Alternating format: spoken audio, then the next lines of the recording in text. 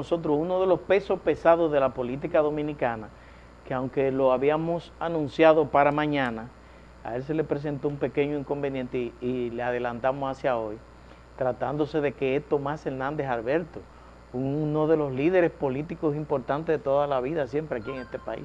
Buenos días, Tomás Hernández Alberto. Buenos días, y este cafecito de verdad que tiene sabor humano. Porque la forma, y este es el primer café. El primer café. Tiene mucho sabor humano, porque la verdad es que la presentación generosa que haces de mí, que yo sé que hubiese sido por igual, Claro. de parte tuya, pues me compromete. Un peso pesado tiene que estar decidido y definido a llenar las expectativas de una invitación. De manera que ustedes... La experiencia no se improvisa, Tomás. No se improvisa. No se improvisa. Es que Tomás Hernández Alberto fue de los fuertes en los momentos más duros de la política dominicana, que fue cuando Balaguer, cuando Juan Bosch, cuando Peña Gómez, que era una guerra dura, era una lucha fuerte. Así es. Y tuve un privilegio grandioso, porque fíjate que en el PRD poderoso de aquel entonces existían verdadero cuarto bate en el uso de la comunicación. Así es. Sin embargo, yo fui el vocero oficial de las 3 campañas en que Peña Gómez decidió aspirar a la presidencia de la República, 90, 94 y 96. Y fui el vocero oficial y jefe de campaña de Jacobo Magluta. Sí. De manera que, bueno, y qué no decir ya de los años de antes de llegar al poder. Sí. Es decir, de 74 a 72. En 74 yo regresé de los Estados Unidos, de Texas A&M University, y recuerdo que con Peña Gómez junté 39 profesores de la Pedro Enrique Ureña, que yo era profesor de la Pedro Enrique Ureña. Sí. De manera que sí, he tenido una dilatada y persistente vida política.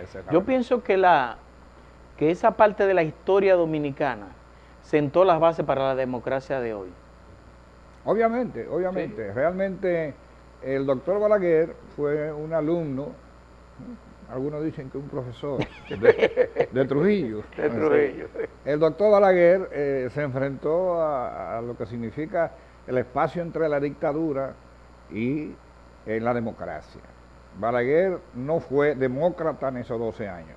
Balaguer fue un hombre que utilizó el poder, la fuerza, la persecución, la muerte. En las circunstancias que le En tocó. las circunstancias en que le tocó. Entonces, el PRD de aquel entonces, que en el 73 pasó a ser liderado por el doctor José Francisco Peña Gómez, no ganó en el 74 por la presencia de las fuerzas militares, que obligó a que se abstuviera, pero ya en el 74 era clara mayoría el PRD de aquel entonces. Claro, había salido el profesor Juan Bosch del PRD y evidentemente que eso dividió muy poco, pero dividió las fuerzas en el 74, pero hubiera ganado el PRD. Claro que hubiera habido un baño de sangre, de manera que fue correcto el abstenerse en ese momento, y ya en el 78 no valió. Se impuso, ya estaban dadas las impuso condiciones. el poder para el pueblo, se Sí. impuso. Ahí el pueblo se empoderó del poder, y por lo tanto esa es una de las razones por la cual después de 2 meses, bueno, cuando vinimos aquí la primera vez, no habíamos definido el nombre del movimiento, no lo habíamos definido. Sí. Ajá. Duramos 2 meses haciendo sondeos, donde quiera que íbamos, ya sí la visita al interior se habían producido, y pusimos a la gente a que fuera definiendo. ¿Y cuál es el papel hoy entonces? Ya en esta época de la democracia, ¿cuál es el papel del poder para el pueblo? El poder para el pueblo nace con una finalidad. Nace primero porque se dio cuenta, un grupo de compañeros, entre ellos de manera fundamental, el compañero Elido Alcántara, aquel que fue un hombre de ahí, de Pedro Franco, y de ahí, de Fello Suberví, un hombre con mucha experiencia, que desde el ejercicio del poder sembró, ¿entiendes? Ese hombre es el coordinador nacional del Poder para el Pueblo. A mí me tocó el papel de presidente del Poder para el Pueblo. Nos dimos cuenta, pero sobre todo ese equipo se dio cuenta. Yo en honor a la verdad estaba con mis 5 nietas, feliz. Y ya pensaba que ya yo había transitado suficiente tiempo en la vida política y que obviamente había que dar espacio para que otros pudieran también desarrollar. Pero cuando ocurrió lo de la guerra de Ucrania, que la cosa se puso más agria de lo que significó la pandemia, que la oposición terminó los famosos 100 días y hasta le dio un año a Luis Abinader, le dio un año de tranquilidad y era normal porque es que la pandemia hizo que todo el mundo se diera. Cuando se dio cuenta ese equipo de que la oposición se estaba envalentonando, entonces me dijeron, bueno, Tomás, tiene que salir un peso pesado, esa fue la palabra. Tiene que salir un peso pesado y tiene que salir un hombre. Y me dijo Élido Alcántara una cosa que me puso a pensar. Tomás, el político no es como nace, ni siquiera cómo crece, sino cómo termina. ¿Cómo termina? Y tú en un bajo perfil, si ahora mismo el Señor te mandara a buscar, poca gente supiera lo que fue tu paso por la política. ¿Qué tú me dices entonces? Tienes que tirarte a la calle al medio. Y nos tiramos a la calle al medio. Sí. Y la verdad es que para nosotros ha sido una experiencia extraordinaria. Yo nunca pensé, se lo confieso a ustedes, nunca pensé hacer nada en la política para que nadie me la agradeciera, sino para cumplir con mi deber, para recibir la satisfacción de haber hecho la cosa bien. Pero óigame, la gente agradece, la gente agradece. Claro. Nos están recibiendo en todo el territorio nacional, en el exterior, en todas partes, con los brazos abiertos y sin darle un chele a nadie para que vengan a las reuniones. Bueno. De manera que, ¿qué más puedo pedir? Sí. ¿Cómo te analiza desde el Poder del Pueblo, desde Tomás, con la experiencia, la situación real de la política en el país? Creo que el país está viviendo una transición. Creo que el gobierno de Luis Abinader en esta primera etapa, en estos primeros 4 años, es una transición. Yo no soy de lo que le desconoce al PLD cosas positivas. Yo creo que el gobierno del Partido de la Liberación Dominicana hizo cambios, modernizó y de alguna manera u otra hizo un papel en el área de la construcción importante. Lo que yo pienso fue que se pasaron de contento. Entonces torcieron el camino de lo que debió de haber sido la democracia, pero no fueron ellos solamente. En realidad aquí nunca hubo un gobierno que tuviera como meta fundamental la transparencia, la lucha contra la corrupción y la posibilidad de que el país pudiera...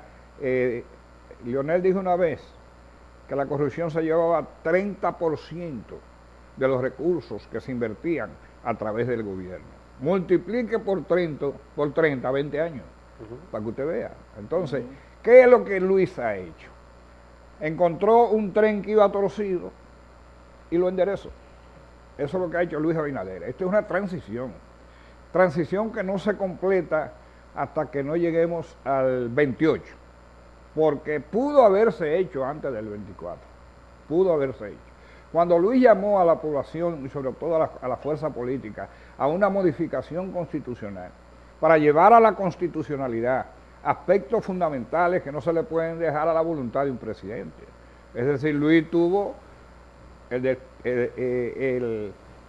esa actitud de ceder un poder, porque el judicial es un poder, cederlo. ¿Cuándo va a venir otro Luis? No, óyeme, si no se modifica la Constitución de la República o no se establece por lo menos 8 años de gestión de gobierno que ya sienta precedente, aunque no tenga constitucionalidad, los cambios, ya sienta precedente, ¿entiendes? Entonces Luis es una necesidad. Luis no es que él quiera o que no quiera. Yo creo que en el fondo él quisiera irse a descansar, yo creo eso. Pero no tiene otra, porque después que tú llegas al estamento donde está Luis, ya tú no eres tú eres tú y tus circunstancias. Es decir, el PRM no tiene otro candidato que pudiera garantizar la victoria. Tiene Luis Abinader que asumir esa responsabilidad. Y obviamente que yo pienso que tiene grandes posibilidades de ganar en primera vuelta Luis Abinader. Y hablando de ganar, hoy sale la encuesta de Mark Pence, que para mí es una de las dos que yo respeto más. Y dice que el presidente Abinader tiene una aceptación de 47%, Leonel de 32% y Abel de 19%. Eso indica que en el caso hipotético que si las elecciones fueran hoy habría segunda vuelta. ¿Dice la encuesta algo sobre la segunda vuelta en el caso hipotético? No. No dice nada. De seguro que va a decir mañana que en la segunda vuelta gana Luis como quiera. Yo creo que Luis gana en una primera vuelta. Yo creo como tú en esa encuesta. Yo creo en esa encuesta. Así como creo en la Galo. Y hay algunas otras encuestas que pueden merecer ese mismo nivel de consideración. Creo a quien la hace un hombre muy serio, incapaz de modificar cosas, pero son dos retratos, son dos fotografías. Claro. La Galo, que es la que sí tiene la mayor credibilidad, nos ha hablado de entre un 53, 54, 51. La Galo siempre lo ha dado ganador en la primera vuelta. Mark Penn ha sido certero. Lo único que yo le veo a Mark Penn es que algunas veces arroja datos de gente que no ha dicho que va a aspirar a la presidencia. ¿Entiendes? Ajá. Arroja datos. Es decir, ¿cuál es el motivo? ¿Entiendes? ¿Cuál es la razón? ¿Por qué una empresa tiene que medir a quien no está aspirando ni puede aspirar? Eso me parece un poquito como de cotejo. Da la sensación de que Mark Penn, no pensando quizá ni siquiera en el presente, anda promoviendo otras figuras que tiene derecho, porque acuérdense que las encuestas, sus dueños tienen derecho también de sacar algún provecho o tener alguna vinculación con alguien que le gustaría empezar, ¿entiendes? Y fuera interesante porque a lo mejor pudiéramos tener a través de eso, en el caso, por ejemplo, de la alcaldía de la capital, que tú sabes que Carolina no acaba de decidirse por continuar. Se ve que comienzan a salir algunas figuras, ¿entiendes? Ojalá que también Mark Penn se sienta atraída por la idea de ponderar algunas figuras que no aparecen. Digo yo. A mí me da la impresión que Mark Penn está llenando el espacio que dejó Galo en el periódico Hoy. No, esos espacios no se llenan, porque para poder hacer el trabajo de la Galo hay que tener la credibilidad de la Galo. Sí. Y no hay duda que la Galo es la primera. La Galo es la primera. Que Rafaelito, que se le escapó un asuntito, una recomendación, eso no le quita en nada. Yo sé la explicación de eso. Es muy fácil. A usted le entregan la encuesta, ellos la entregan normalmente antes de publicitarla a los principales fuerzas políticas. Yo no sé si ustedes sabían eso, que se le entrega. Y a uno de los que le entregaron se le ocurrió una recomendación ya conociendo la encuesta. ¿Entiendes? Entonces esa fue por pura casualidad la que se dio a conocer. Pero el que conoce a la Galo... ¿Cuál usted cree que es el escenario electoral de hoy? Partiendo de que ustedes, los políticos, manejan informaciones. Y hacen encuestas. Hacemos encuestas. ¿Cuál es el...? Mira, en este momento, si las elecciones fueran ahora, en este momento Luis gana con 54% en la primera vuelta. La explicación es muy lógica. En la oposición hay una división. Ahora la oposición, ¿por qué lucha? Lucha por sacar a Luis Abinader, no. Ahora a ver cuál es el segundo lugar. ¿Entiendes? Con un Leonel Fernández Reina, que fue 3 veces presidente, que obviamente le cogió adelante al PLD. Él es del PLD también, pero le cogió adelante. Pero eso no va a terminar así. Eso no va a terminar así. Eso termina casi empatado. Porque el PLD tiene una fuerte estructura. Leonel es una cabeza fuerte, pero con un cuerpo esquelético. El PLD es un cuerpo fuerte, pero con una cabeza esquelética. Entonces, cuando la cosa se ponga de verdad, yo pienso que las estructuras predominan a la hora de la hora. Por ejemplo, a mí me preocupa mucho que todavía el PRM no tiene los niveles de estructura tan fuertes. Ha crecido muchísimo, está en el ejercicio del poder, Luis ha sido certero, pero ese cuerpo del PRM tiene que fortalecerse, está bien dirigido, hay una gran cabeza, pero también el cuerpo no es el cuerpo, por ejemplo, de lo que es el PLD, no, todavía no lo es. Pero tiene posibilidades y realmente ha crecido cuando tú sabes que ahora, pensando por ejemplo en las primeras elecciones, que son las elecciones que tienen que ver con las alcaldías, óyeme, el PRM ha juramentado 35 alcaldes. Eso repiten seguro. ¿Por qué? Porque eso van a ser candidatos. Y además de ser candidatos, ahora tendrán el apoyo que generan ellos por sí mismos, más ahora la fuerza del PRM. Y tú tienes 35 alcaldes que ya se pueden cantar que ganaron. Entonces lo que se va a discutir son los otros. Estamos hablando que se va a discutir y ahí si se unen la fuerza del PLD la fuerza del PLD y la fuerza del pueblo, si se unieran, es evidente que quedarían mejor posicionados que si van separados. Tomás, yo pienso que los dos hándicaps del presidente para lograr una repostulación, digo, la reelección, porque la repostulación él puede hacerla. Primero es las complicaciones económicas que hay en el país. Y segundo, que hay muchos funcionarios que no han sintonizado con la sociedad y con los puestos que le han confiado. Y se nota en algunos sectores del país, se nota cierta ineficiencia y la situación económica. Mira, ha sido certero. Solo que yo le cambiaría el hándicap, se lo cambiaría por dificultad. El hándicap es mucho más, ¿me entiendes? Casi que impide, ¿me entiendes? Pero ciertamente que la situación económica del mundo no es fácil, la del mundo no es fácil. Pero todos los organismos internacionales nos están diciendo que la República Dominicana está a la cabeza en América Latina de lo que significa el triunfo económico. Solo Panamá hace más o menos una competencia con nosotros y nosotros un poquito arriba. Acaba de llegar el Fondo Monetario Internacional y acaba de decir que ya están dadas las coyunturas y las situaciones para que la economía de este país sea la más fuerte en América Latina. Eso es el Fondo Monetario Internacional, que solamente venía aquí a decir barbaridades, que no inventaba, que eran reales. Sí. Entonces, fíjense, y los organismos internacionales. Luis, vence una pandemia. Luis, vence el desempleo que produjo esa pandemia. Vence el desempleo que produjo la guerra y la pandemia. Luis, vence prácticamente la inflación a tal punto que el propio FMI plantea que de una inflación de 2 dígitos que teníamos, de 10.5 aproximadamente, tenemos una gestión de gobierno que en este mismo año volverá a tener un 4% de inflación, que es la normativa normal. Entonces, el manejo de la economía no pudo haber sido mejor. Aquí nunca ha habido desabastecimiento.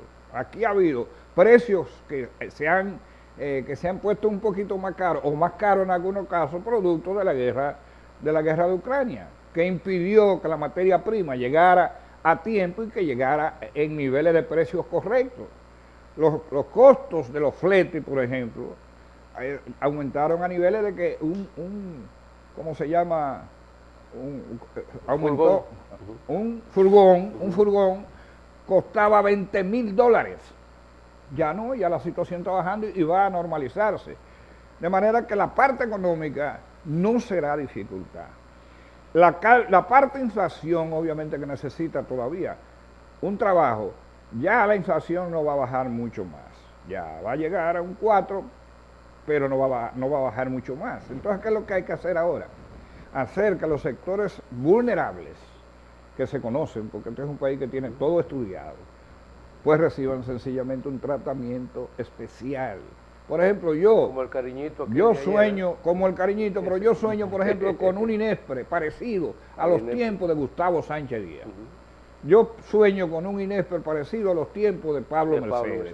Sí. El incumbente de INESPRE es una superestrella, es un nieto de Antonio Guzmán, ¿entiendes? pero obviamente que todavía no se ha definido una política con recursos suficientes para que Inespre llegue a los colmados, como se ha planteado. Cuando los precios del colmado para la gente pobre sean aquellos que eliminen el costo de transporte y el costo de ¿cómo se llama? De la inflación que se produce por el deseo de aumentarlo. La intermediación. Es la intermediación.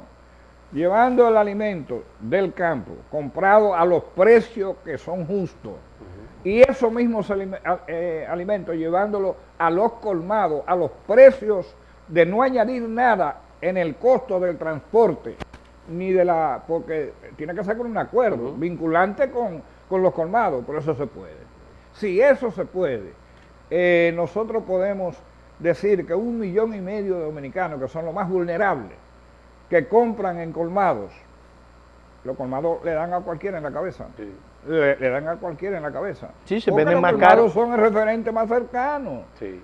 Nosotros hacemos compras en los supermercados, pero nuestras esposas se ven obligadas a pedir cositas en los colmados. Y mire, dan duro. Entonces, cambiando esa situación para 1,5 millones de dominicanos, aquí la situación será totalmente buena para el país.